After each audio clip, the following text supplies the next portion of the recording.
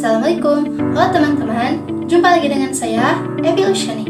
Teman-teman, kemarin kita sudah melakukan percobaan mengenai sifat-sifat cahaya. Nah, masih dengan alat dan bahan sederhana seperti kemarin, kita akan melanjutkan praktik ke praktikum selanjutnya, yaitu mengenai lensa cembung dan cermin cekung.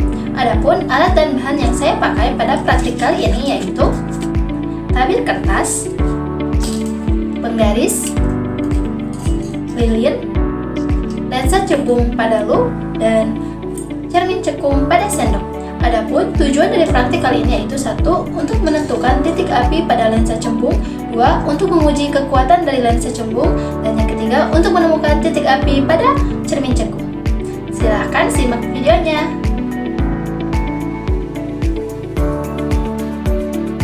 Apa itu lensa cembung? Lensa cembung adalah lensa yang bagian tengahnya lebih tebal daripada bagian tepinya. Sifatnya konvergen. Sinar-sinar cahaya yang sejajar sumbu optik dapat dibiaskan sehingga berkumpul di satu titik yang disebut sebagai titik fokus. Lensa cembung bisa membentuk bayangan nyata atau maya, tergantung posisi benda terhadap titik fokus. Sedangkan cermin cekung adalah cermin yang permukaannya melengkung ke dalam. Sifatnya juga konvergen, di mana sinar-sinar sejajar sumbu optik dapat dipantulkan sehingga berkumpul di satu titik fokus di depan cermin. Cermin cekung dapat membentuk bayangan nyata dan terbalik, atau maya, tegak dan diperbesar. Berikut contoh lensa cembung di kehidupan sehari-hari, yaitu seperti lensa cembung pada cermin cembung di jalan, lensa cembung pada loop, dan lensa cembung pada kamera.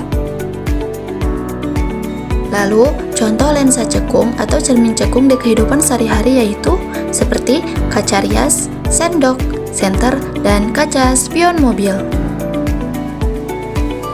Percobaan pertama yang akan kita lakukan yaitu mengenai sifat lensa cembung.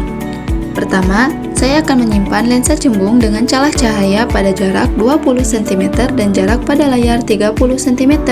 Di situ dapat kita lihat bahwa cahaya belum terlihat nampak. Kemudian, pada jarak benda 15 cm dan jarak bayangan 25 cm mulai muncul berkas cahaya namun tidak terlalu jelas.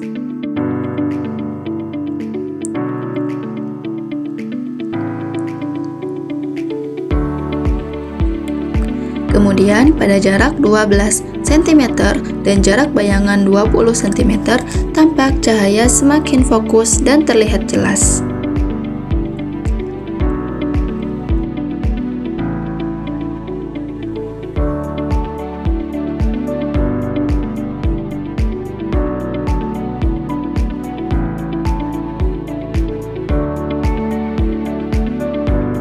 Kemudian pada jarak benda 7 cm dan jarak bayangan 12 cm, cahaya semakin menyebar serta titik fokusnya semakin berkurang. Kemudian saya dekatkan lagi pada jarak 5 cm dan jarak bayangan 7 cm, tampak cahaya semakin menyebar luas. Ini menunjukkan bahwa lensa cembung bersifat divergen, yaitu bersifat menyebarkan cahaya. Jadi dapat disimpulkan bahwa titik fokus lensa cembung yaitu terdapat pada jarak 12 cm pada benda dan jarak bayangan 20 cm.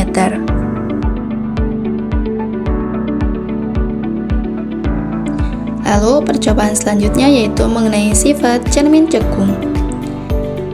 Di situ saya mendekatkan cermin cekung pada jarak benda 15 cm dan jarak bayangan 30 cm. Dapat kita lihat bahwa cahaya belum nampak. Kemudian pada jarak benda 10 cm dan jarak bayangan 25 cm mulai muncul sedikit cahaya namun masih samar-samar.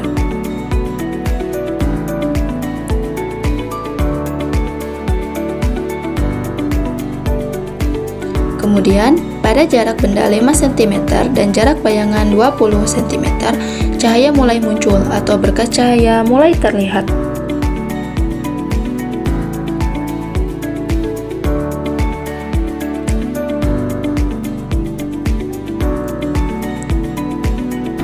Kemudian, pada jarak benda 4 cm dan jarak bayangan 15 cm, cahaya semakin fokus dan semakin terlihat.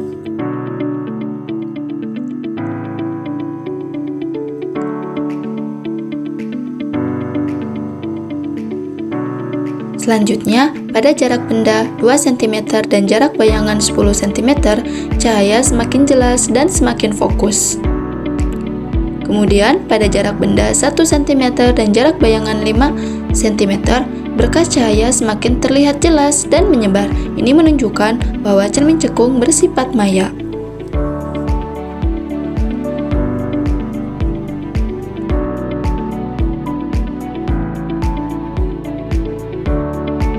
Nah, jadi kesimpulan dari dua praktik yang tadi sudah kita lakukan yaitu lensa cembung mempunyai sifat bayangan bergantung pada jarak, di mana jarak benda lilin dan jarak layar ke lensa sangat mempengaruhi kejelasan dan bentuk berkas cahaya atau bayangan yang terbentuk.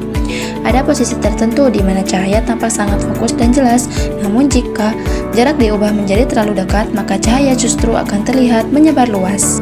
Adapun pada cermin cekung, yaitu cermin cekung dapat membentuk bayangan yang bersifat nyata, terbalik, dan ukurannya berubah, bisa diperbesar atau diperkecil sesuai dengan pengaturan jarak benda terhadap cermin.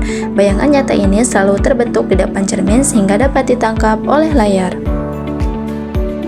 Terima kasih sudah menyaksikan video praktik kali ini. Sampai jumpa di video praktikum selanjutnya.